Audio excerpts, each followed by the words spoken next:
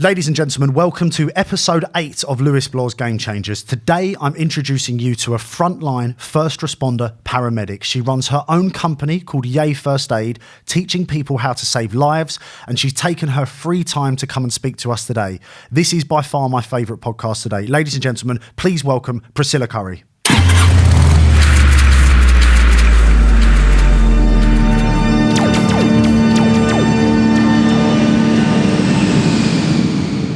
Welcome, Priscilla. How are you feeling? I'm great. I'm very excited to be here. Good. Did you get soaked on the way through? A little bit, yeah. It started to raining as I got out of the station, yes. Well, I'm glad you made it here. I know that you're very busy. Obviously, you are completely manic most of the time. And I really appreciate you coming here today and giving us your free time. It's late at night.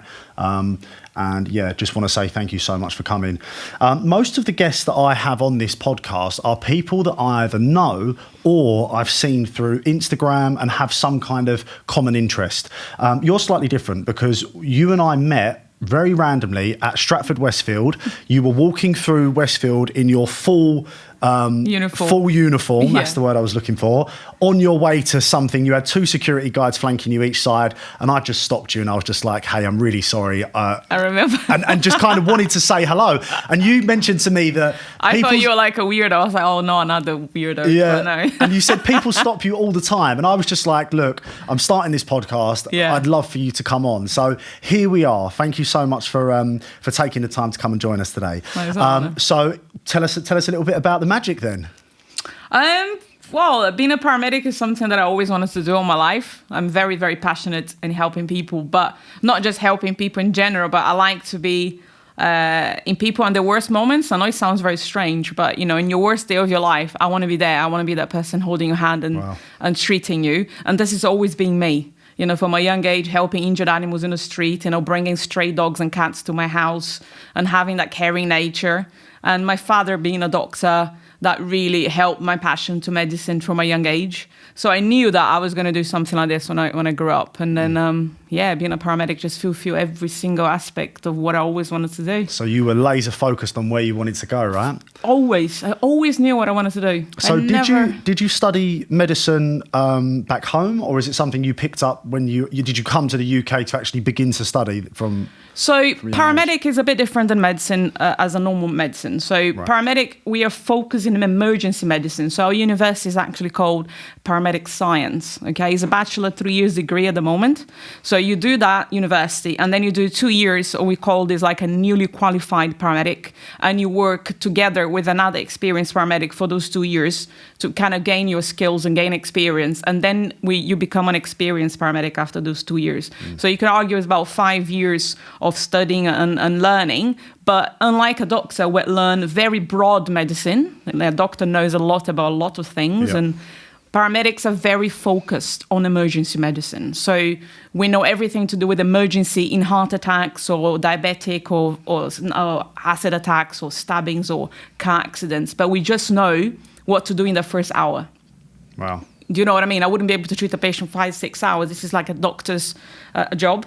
But my job is to keep the person alive and stable until I hand over to the doctor team in the hospital. Wow. So the golden hour, that's what we study for and prepare for. So the doctors who are taking over from you, they obviously being very skilled people as well, you guys are the front line. You guys are the ones who are, if someone makes it through your hour, and you pass them on to, the other kind of doctor, I don't know the terminology, but the other kind of doctor successfully, I imagine you're giving these people a good chance to live. I mean, obviously you can't save everyone, but... No, yeah, absolutely. I mean, the first hour is critical. In London, we're quite lucky. Most patients do get to hospital in less than an hour from whatever happened to them. Yeah. In rural areas, it's different. And, that's why working as a paramedic in London is very unique to anywhere else in the country, just because it's a huge town, millions and millions of people, quite a lot of hospitals, but lots of congestions as well. Yeah. So it's a different thing. It's a different ballgame working in London to any other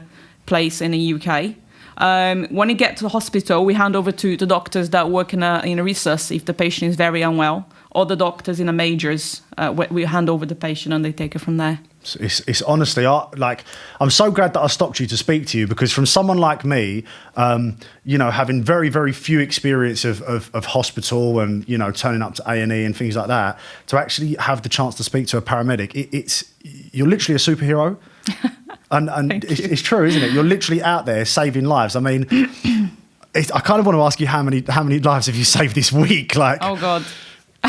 Well, we don't keep count, but I think I work for the London Ambulance Service, and what they do, which is really nice, is that when we go to a patient which is clinically dead, which means their heart isn't beating at all. Yeah. When I reach that patient, and I work together with a team, obviously it's not me alone, but I work together with a team of professionals, paramedics and technicians and stuff. And that person survives, discharged to hospital, and they go home.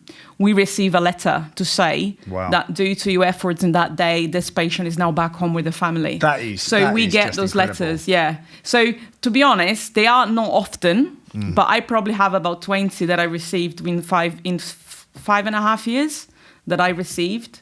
But also, I believe that saving lives is not just when your heart stopped, but preventing that from happening. But we don't get those letters. Yeah. So, every time I prevented someone from dying, I don't know the statistics or but we always try our best to help people, and that's why. But I wouldn't say I'm a superhero. I always find it funny because people think, oh, you're a superhero, oh my God. You're a lifesaver. But it's what I chose as a career. Yeah. This is what I aimed my life and my studies and my focus to be at. And I get paid to do that job. For me, a hero, it's someone that, learned first aid, for instance, is walking down the train platform and then save someone's life.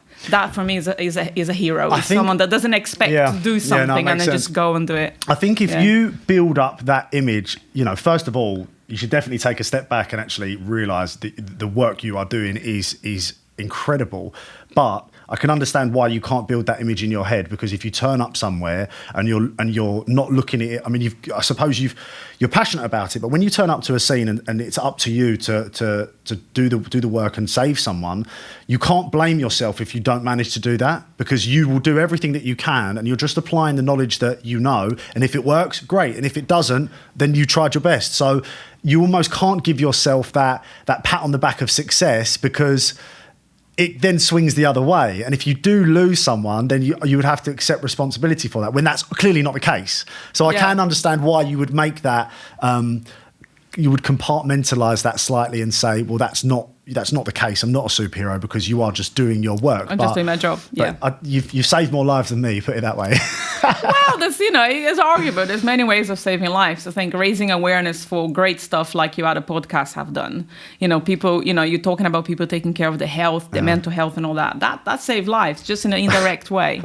So there's many ways of saving lives. I appreciate that. I don't know if we've saved any lives just yet, but I mean, even if this podcast saved one, I'm kind of laughing at it, but that would be amazing. We try and help people who are still alive, but bringing someone back after their heart has stopped, I don't care how good the podcast is, I'm not sure we're going to be able to do that through YouTube. I lose more than I win. Well, of course. I think that's the nature of it, isn't it? That's the thing. So I've just finished 4 night shifts, and that's why we're doing this podcast quite late. Yes. Because I just slept all day, basically. Yeah, of course. And I apologise for calling you earlier. No, it's fine. I actually was coming back from the toilet and I saw the phone and went, okay, Louis, you want to speak to me?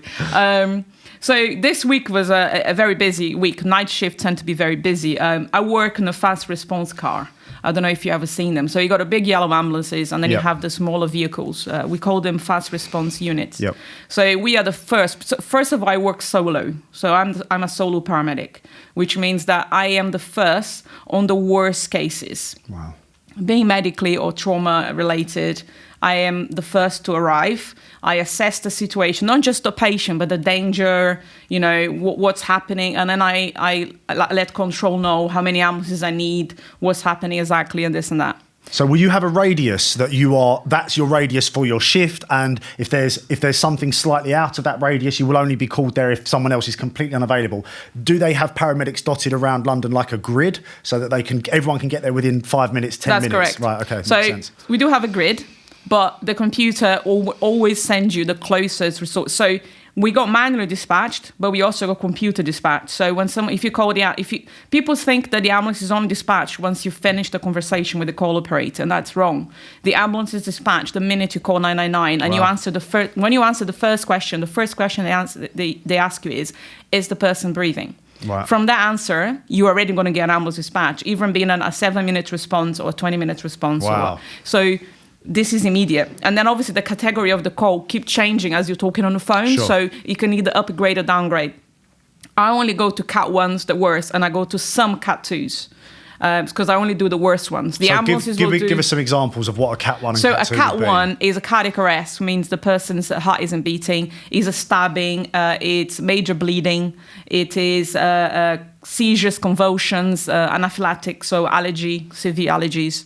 Those are all Cat 1s. Wow. And then Cat 2s are people that are probably having heart attacks, so some chest pain and other things like difficulty in breathing that could lead to a cardiac arrest. Then kind of a Cat 2, and I will cover those as well. Yeah, that's obviously if you don't have any Cat 1s on the go. Yeah, exactly. Of course, right, that makes sense. I work in East London, so I tend to cover Stratford, Leighton, the Waltham Forest area. I do go to Essex. I end up in Ilford and Chelmsford sometimes. Yeah. But if they find a unit closer than myself, they will cancel me, even though I'm halfway there. Right.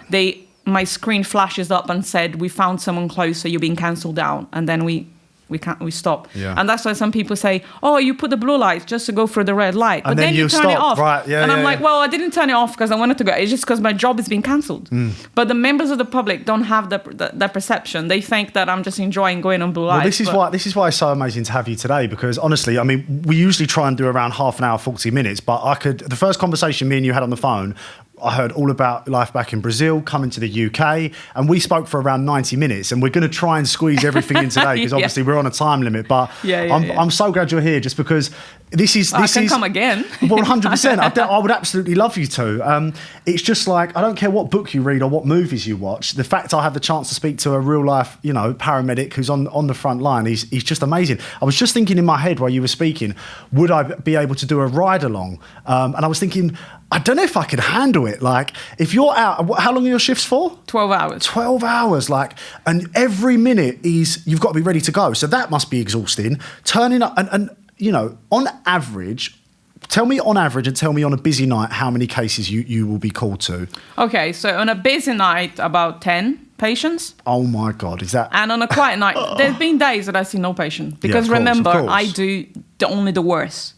My ambulance colleagues, bless them, they work much harder than I do in terms of they would see every day 10 patients. Sure. They don't stop because they go. And unfortunately, we have a huge problem with people calling the ambulance when they don't need an ambulance. Yeah. And, you say to me, "Oh, Priscilla, only go to the worst cases." I'm not being funny. From the 10 patients that I was seeing a busy night, 5 of them didn't even need an ambulance at all. Yeah. 2 of them could have handled themselves in a pharmacy or making their own way to A&E, which leave me with 3 very unwell.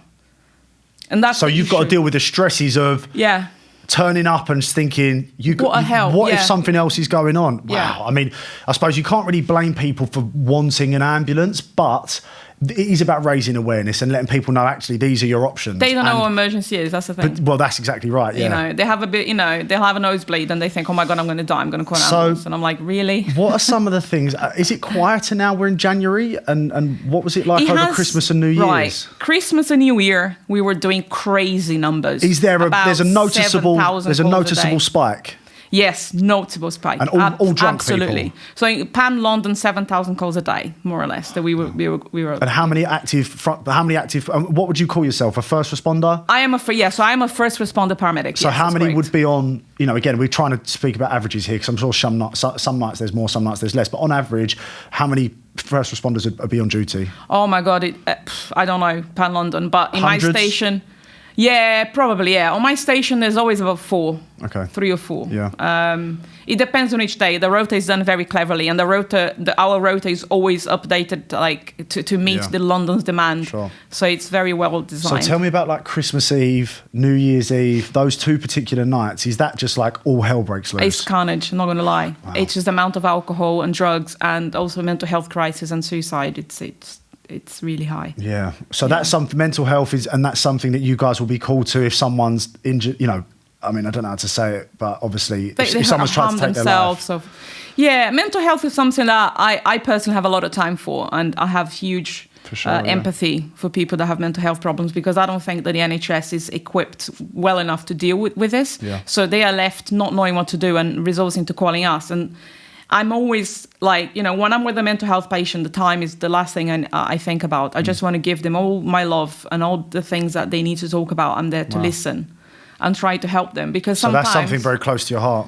Well, I just think that they should be better taken care of. And if I can give them that 10, 15 minutes, an hour, whatever time they need, so they can speak to me, and because they look at uniform and they trust you, They know that, you're someone that to help them. So, and forgive me for being, unsure about this, but obviously I want to try and make sure that I understand as much of your life as possible. So when you get called to people who are suffering from mental health, would this be for someone who's seriously injured themselves, or what are the other ways that you would end up in front of someone who has mental health? It's a variety of things. So you go from having severely panic attacks where they can't breathe. Panic attacks is not something that someone puts it on, which is a misconception, or like, oh, don't be dramatic, you put it on. It's not. Yeah. They can't help, they can't breathe. They generally think, they're not going to die, but they generally think they will. Yeah. So obviously I'm there to calm them down and talk them through. We got people that take overdose of pills, drugs, heroin, you name it. And then you have the most aggressive ones that physically cut themselves, cut their necks, their legs, their wrists. We have the ones that literally up in the bridge going to jump, and we're there trying to negotiate with them. Please don't jump. Are you given training in regards to that, or is this just something that you naturally have compassion for? Well, I can only talk about my experience. I don't think that we had enough mental health training, to be honest, but I have a little bit of an advantage because my mum is a psychologist and my dad is a doctor. I kind of grew up in a setting where I understood very well the combination of both. So they have literally taken the genes of a doctor and a psychologist. And made into a paramedic. Boom, now we have Priscilla. Yeah. I love that. I love that. No, I really do like helping mental health patients as much as I can. I do feel let down when I think that I take them to A&E and I think, oh God, they're just going to be discharged. They just don't know what to do. I think in this country, and I say this time and time again, but we've got a lot of stuff wrong in this country. Even just how we live our lives day to day. How much time are people spending outside? How much time are people spending getting sunlight? And are people looking after their diets? Because as much as, I'm so unfathomably unequipped to talk about mental health as if I know it all. I've had my struggles in the past, and I believe that there's a beautiful side to that if you realise where you're going wrong and you believe that you have the power to change. There is that element, but there's also things that I have no idea about. But in this country, for sure, I know that we don't get outside enough, we don't move our bodies enough, and in turn that does affect anxiety levels, that affects all kinds of stuff. Anxiety is something that has been instilled in humans and it keeps us alive. Like that book Sapiens that I've read talks about anxiety, and it talks about that natural fear kept us alive on the plains, like when there's animals bigger than us walking around. If you're sat still all day, you'll build up this nervous energy, which doesn't do your body any good. But if you're moving and keeping yourself physically active, that noise seems to quieten down. Yeah. So I think we've got a lot of stuff wrong. And I'm sure on the front line, you're seeing so much of the actual manifestation of this mental health crisis that we're having in the UK, because it's just tucked away. It's just kept away. So how many calls, and I'm asking you stats here, which probably isn't fair, but between your physical damage calls that are just maybe fights or stabbings and things like that, split that against things that are the root cause of it is mental health. What's the split that you're spending your time on? I'm going to base on the calls that I go to, and I would say about 30% mental health is, wow, that's a huge chunk. You mentioned something very important there. I think that's the problem with us now. We are all very connected virtually. And virtually, everybody has a perfect life on Instagram and Facebook. Yeah, because we're not going to post it's very rare when you have someone that keeps moaning, and when they do, it's annoying to us, right? When someone posts, "Oh, I'm so depressed," and then they post tomorrow, "Oh." Yeah, I mean, when I see things like that, it's a fake world. We live in a fake virtual world. Yeah, and then reality is very tough to face. So people end up getting very isolated. It's a difficult time to live in. I feel sorry for the teenagers because I didn't have internet when I was a kid, so I still went out and climbed trees and stuff. I feel like when you see people going through a hard time, which is very rare because people like to put up that front on social media. I don't necessarily think social media is the place to do it. I think that people need to be made aware of the helplines. People need to be made aware that there's nothing wrong with not being okay. Absolutely. In this world that we live in, if you think you're going to live your life and you're going to be happy the whole time, that's not a real life. You need to go through the struggle and learn how to adapt and grow in order to become an adult, a functioning member of society. And we don't have the tools that teach people about adversity, teach people about overcoming demons and things like that. We don't welcome it.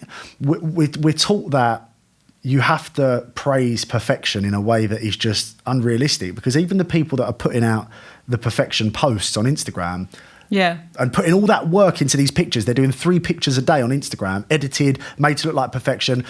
That's weird. Yeah. How are you spending so much time doing that? I don't know. I think it's insecurity. Someone that posts selfies all the time. Yes. We all have those friends. They post 10 selfies a day. I think there's a huge insecurity and unhappiness deep within themselves. Well, it's a need for, it's not blanket statements, but there's that need for attention. And of approval. Yeah. But we all have that as humans. Of course we do. Of course we all have the need of being approved, of being liked, of being, even the people that say, I don't care if I'm liked. Yes, you do. Well, everyone wants to be accepted. Of course. It's tough. But that actually leads nicely into the gang problem that we have now. So this is something I wanted to obviously speak about, because London does have a massive reputation for danger. I think my friends don't particularly see loads and loads of it. The only thing that I see of the stabbings is you might get a video through on WhatsApp. In the past 2 weeks, I've seen 2 videos. One of them was 3 guys dead in Ilford, completely carved up. See, I would have covered that if I was working. I wasn't working. And another one where there was 3 boys attacking one boy that was sent last night. I think it was in Ilford again. And one of the 3 boys who was attacking the other one's caught him in the neck and he drops dead. And unfortunately, because we're so conditioned to seeing this violence, I'm working. I watch that and I get on with my day. But then to think that you're turning up there in a dangerous environment where you don't know if there's other people around you that are going to pose a threat, and you have to get down and try and save these people's lives is just incredible. So please continue. So tell us about what's going on. Gang problem in London is oh my God. I don't think the general population had any idea. No, of course. If you think you know about the stabbings, you don't. For every 10 stabbings that we get, maybe 1 or 2 appears on the news. You do not get to see the whole picture, trust me. I have attended many stabbings, and then I went online to see if it wasn't mentioned anywhere. Wow. So I don't know how they choose which stabbing is going to be on the news, maybe the most interesting ones, whatever. But like I said, it's not always on the TV. So you're looking at the tip of the iceberg.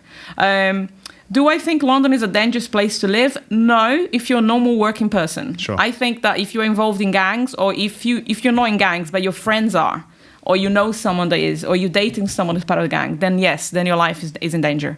Because those kids, and they're all kids, yeah? They are 13, 14, 15, and they are killing themselves for very trivial reasons, very silly things like, oh, you're selling weed on the wrong corner, or, or you owe me £20, or, it's very silly things.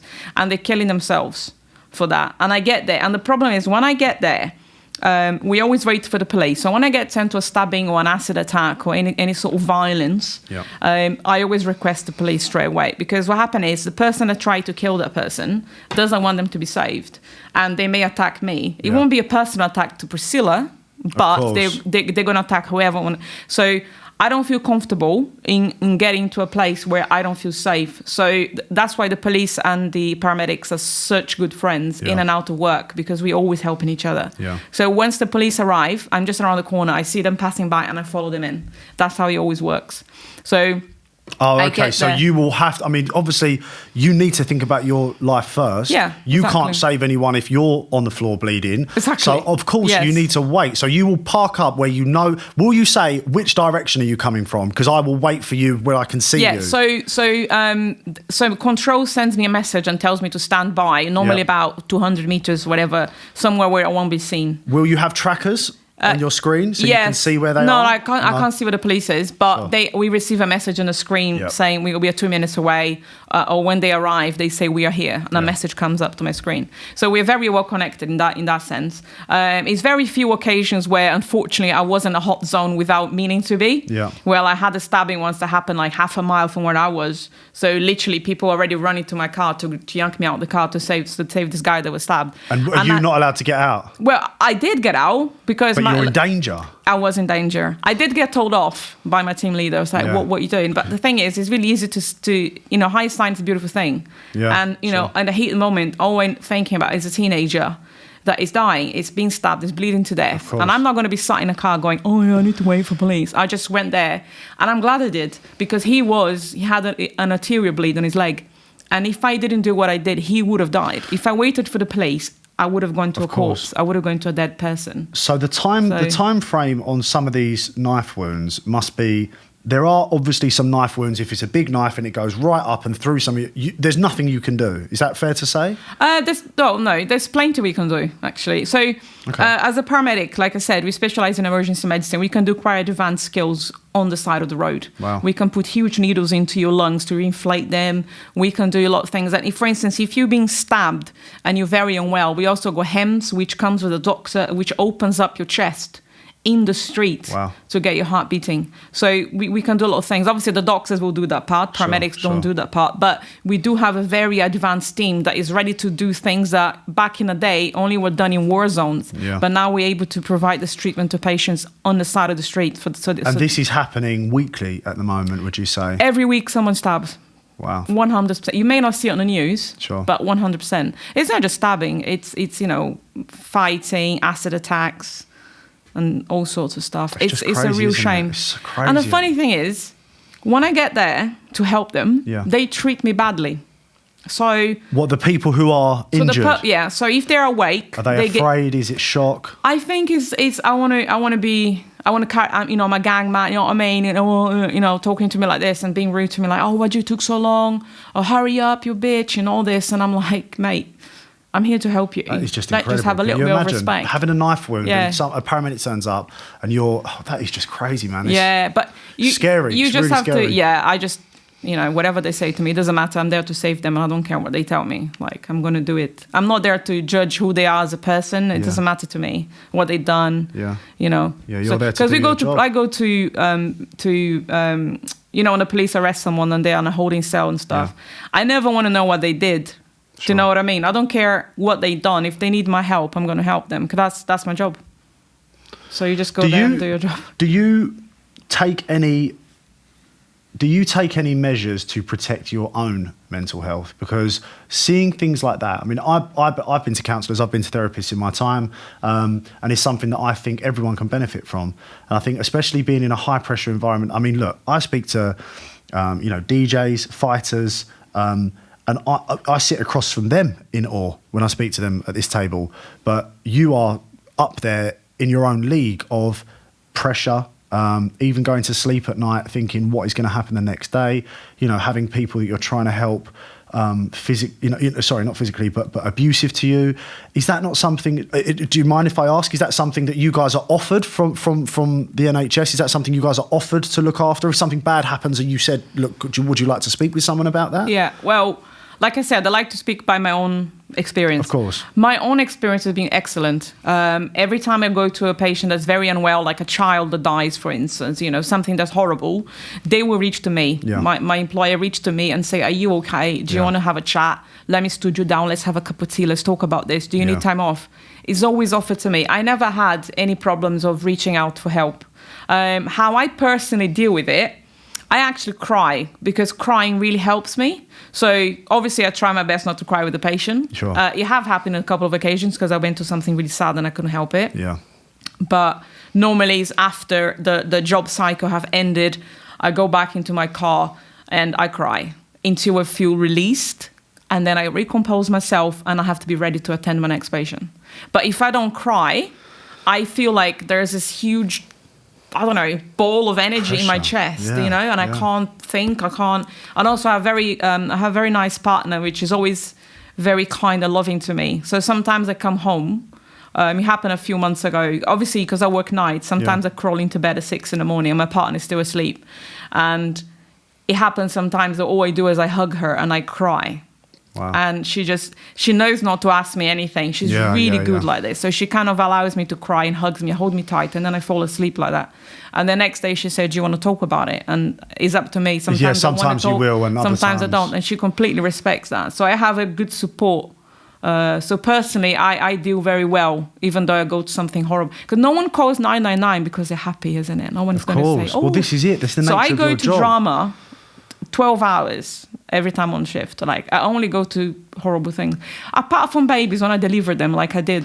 This is a nice light relief then, isn't it? So you are turning up delivering babies as well. I love delivering babies. I delivered 2 this week. Amazing. Yeah. You delivered 2 babies in houses where people have called and said they couldn't make it. Yeah, they didn't make it to hospital because the baby's always the boss. Yep. So babies wanted to come out, and they do come out, bless them. And it was a nice way to finish my week because I have 2 deaths at the beginning of the week. Yeah. 2 people that died. I mean, there was nothing I could have done for them. One was like cancer that was very advanced, and the other one had heart problems. And unfortunately, I couldn't. I did try, but couldn't save them. And so obviously, it was a bit like, lost 2 patients, not very nice. And then literally the next day, I delivered 2 babies, Amazing. and I was just like, wow, Amazing. What a nice way to the universe balance itself, isn't it? You must have a view of life and the circle of life. And you must feel so present.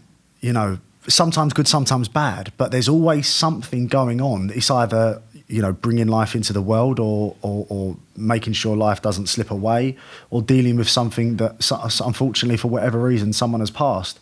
That is your 3 job things, right? So that just must make you so present. Do you ever have time to sit there and just think about that grand picture and just think how amazing what you do is? I'm saying amazing in a good way, but I'm also just saying it in a way of just pure wonder of how this stuff happens every day. I never see anything like this. Maz, do you see anything like this all the time? No, this is something that Priscilla's living every single day. I mean, obviously there's loads of boring shifts as well, don't get me wrong, so people all say, you can never get bored in your job. Trust me, you can.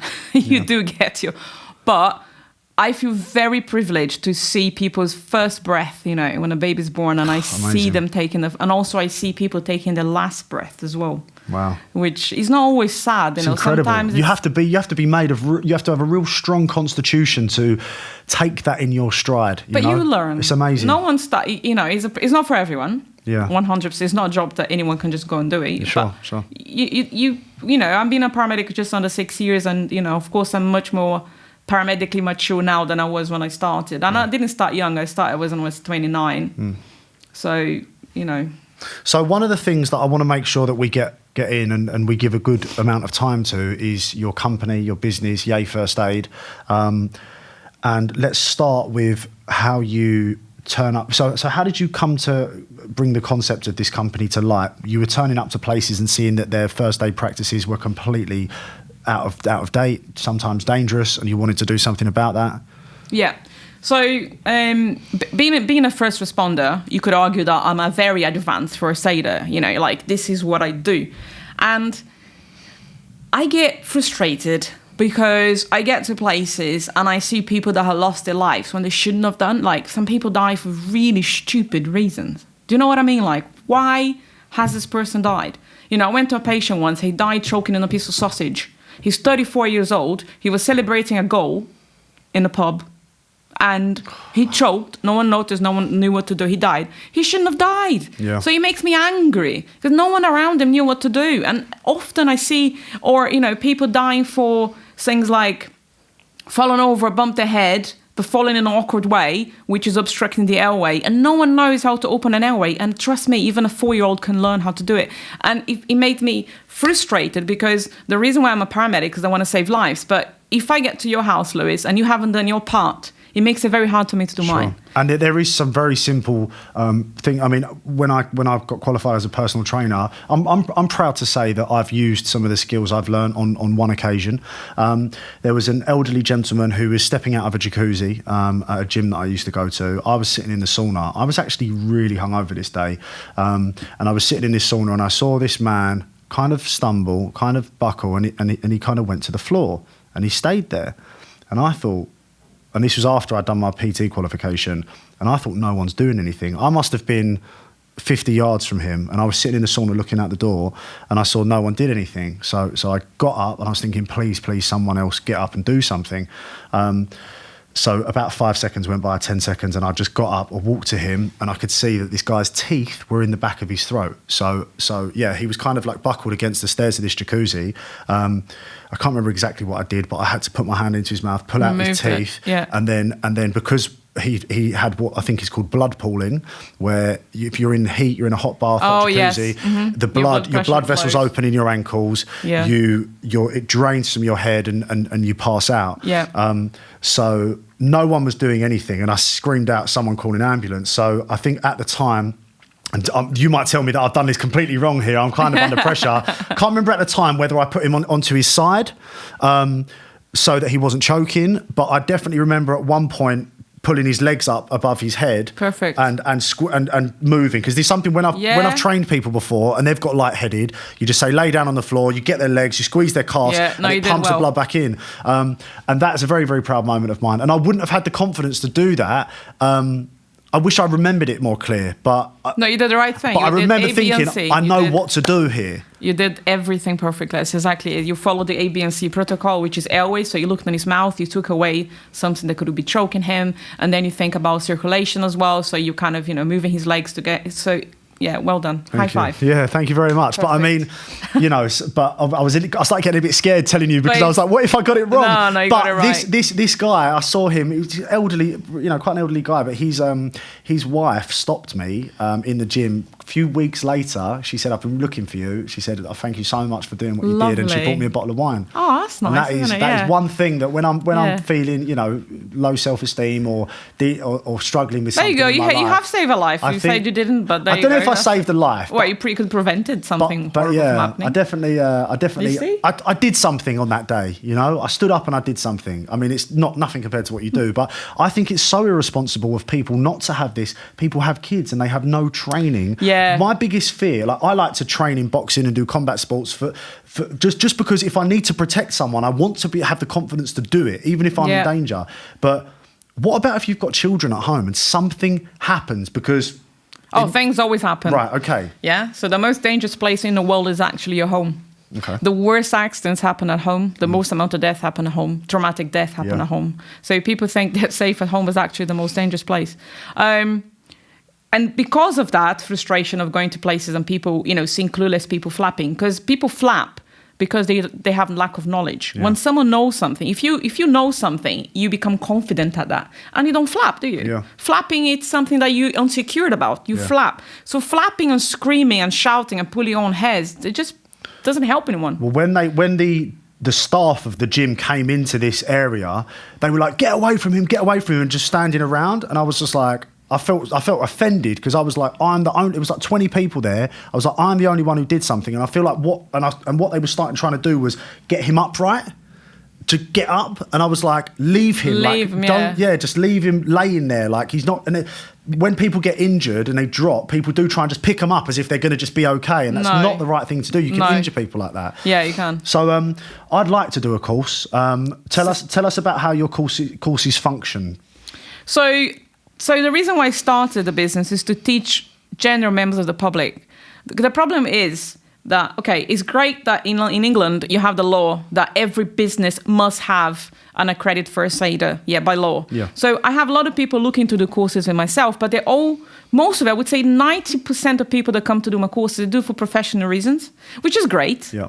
But I want to teach people to do it because they really want to make a difference in the world. Sure. They want to keep their family safe, but they also want to be able to help someone in the middle of nowhere. They go to a concert in O2, they're walking down the street and they see someone unwell and then they go and save their life. Yeah. So I'm actually trying to create a little league of heroes, I call it, like a little people that really want to save. And that's the whole aim of the business. So I run open to the public courses, which the next one now is on the 7th of March. Okay. It's intense. full day. I'm not going to lie. You're going to go there, you're going to because it's very active course. You're going to probably leave feeling a little bit sore, like you've been to the gym. It's not like coming and having a cup of tea and a few biscuits and reading over some theory. No. You're going to come and you're going to do some work. I'm going to drill CPR on you. And these people are going to leave capable. So so there's two things. So I started a company, and when I started teaching first aid, I've been to a few. I mean, I've been to first aid courses before, obviously, but I went to other first aid courses and really big names, and I was very disappointed. Yeah. Very disappointed the level of first aid being taught at the moment, because the people that teach first aid, they aren't medically trained. Sure. They are just normal people that got a qualification that takes a week to do, and now they're teaching first aid, which for me is shocking. So even though they're lovely people, even though they make the course fun, it isn't the best quality course. Do you know what I mean? So if you really want to learn how to save lives, you need to learn from someone that actually saves lives for a living, that can really tell you what happens to a body when the person stops breathing, what to look for. Wow. I know it because I see it on a weekly basis. It's not something that I read out of a book. It's something that I see it in my real life. So our courses are only taught by paramedics, doctors, and nurses. All of us with experience. So all of us have done CPR in real life. So when I'm teaching you how to do chest compressions, it's because I do it every week. Sure. When you go to different course, different places, they never even seen a dead person. Sure. They never even dealt with. So the difference within our courses is straight away is the level of the teachers that we have. We're not having just normal teachers. We're having really qualified instructors, right? Which are doctors and all that. So second, the level of the practice elements on the courses are very, very low. And they were not really... so you're doing chest compressions, you have to share your dummy between 5 or 6 people, and the instructors have to deal alone with 12, so they wouldn't actually see Louis doing it. Yeah. Well, with mine it's different. We got at least 2 or 3 instructors per course. My courses never have more than 12 people, 12, 15 maximum, and we have about 2 to 3 instructors every time. And I make sure that every single person that come to my course I need to see them. I personally have to be happy that they can save a life. So you're going to be doing hundreds and hundreds of chest compressions. There's even a disclaimer that you sign to accept that you're going to be doing a lot of exercise that day. Yeah. Because if you don't really practice, you're not going to learn. And our courses are longer as well because of that, because they do add an element. And there's how long throughout the day would they learn for? So that, because I'm hoping that when people listen to this and they watch this, people go to the website and they decide that actually this is a skill. If they invest 1 day, is it 1 day? It's a 1 day course. It's very cheap. It's £160, which you think about is nothing, because for that £160, it's an 8 hours course, free food. So you got free lunch, free coffee, free biscuit, free chocolates. You eat for your heart's content. And a lot of really informative teaching. You're going to learn how to save a life. This is priceless. Yeah. And also, of course, that's priceless. I make it easy for everyone. So if someone comes to me and say, look, I really want to do a course, but I'm broke. How can I do it? And I say, look, you only give me £50 and pay the rest in installments. Sure. I have people that pay the course in 10 times. Yeah, of course. And I don't have any objection. Well, that's not normal business. No. That's very, very kind of you. Exactly. I can see that's clearly because you're passionate. I think the people that I would like to respond and to react to this are people that have children, whether it be, mothers or fathers. Yeah. Pregnant women. I've got 3 nephews and a niece, and I would love for my family, my brothers, and to take up that opportunity and be equipped at that. Yeah. So I hope that this is something that people actually, I've done a lot of conversations so far, which have been cool, they've been fun, they've been interesting. This is by far my favourite podcast so far. Oh, thank you. And I really, really hope that people see how amazing having access to someone like you is. A lot of things go on in the world, but at the end of the day, if you are the person, when all hell is breaking loose, if you are the person who can say, move, I'll handle it, I've got hair standing up on the back of my neck, because it's something that people don't take that seriously enough. If you come to my course, you're going to be so confident in doing CPR, using defibrillator, defibrillation, the shocking machine. Sure. They're all over the place, but everyone's scared of using them.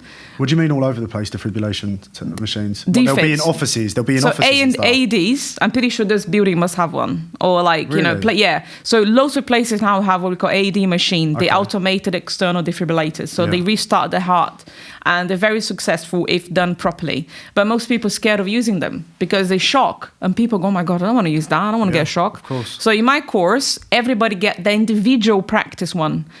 You don't have to share. So you have a lot of experience using your own little machine with your own dummy, shocking the dummy over and over again. So you have that to a T. So you will be able to, in a public place, if you're in Stratford Westfield, for instance, they have it there, to go ask someone, please go and get me the AED. Okay. You will know how to use it. So the whole point is to be confident. Yeah. And the other important aspect of our courses is how much fun you have, because we have a competition. Oh, wow. And we call it Save a Life Olympics. So what we do is we share the team. We like normally split the group in 3. Yeah. Everybody has a color, yellow, green, blue. And you will compete against each other. So basically it's timed and quality. So you all have different stations of lives to save. So one is a baby, the other one is a child, the other one is an adult, and different things are happening to them. Yeah. And you will go and save that person. If you make a mistake, you start the station again. Do you know what I mean? Sorry, I'm making noise. No, just that tapping might go through the mic. That's all. Okay. Yeah. So if you do a mistake, you need to start the station again. Sure. So it's important. It's not about rushing. It's about doing it properly. And all the team go through every single station. When all of you have saved all the lives, the clock will stop. And then at the end of the day, so everybody has 3. We do it 3 times. So it's 3, a best of the 3. We do the times, and at the end, everybody that is in a winning team gets a medal.